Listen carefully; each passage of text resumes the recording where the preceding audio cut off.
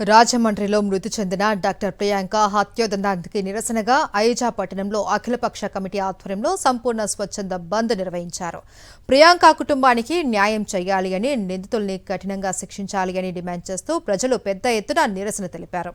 బంద్కు పట్టణంలోని వ్యాపారులు, ప్రజలు స్వచ్ఛందంగా మద్దతు ప్రకటించారు. దీంతో ప్రధాన రహదారులు నిర్మానుష్యంగా మారగా దుకాణాలు, వాణిజ్య సముదాయాలు మూతపడ్డాయి.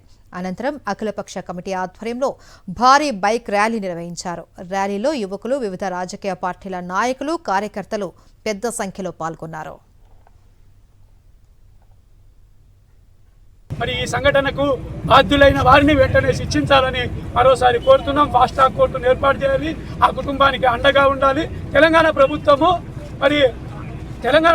కూడా ₹1 కోటి ఇవ్వాలని చెప్పి, కుటుంబంలో ఒకరికి ఉద్యోగం కల్పించాలని చెప్పి, ఆంధ్రప్రదేశ్ ప్రభుత్వం మరో ₹1 కోటి ఇవ్వాలని చెప్పి, ఏవైతే ఫీజులు కట్టినారో కాలేజీలకి అవి తిరిగి చెల్లించేటట్టు మరి చొరవ తీసుకోవాలని చెప్పి నుండి మరి ఉమ్మడి మామినార్ జిల్లా నుండి వచ్చిన మరి ప్రజాప్రతినిధులందరికీ కూడా కృతజ్ఞతలు తెలియజేస్తున్నారు.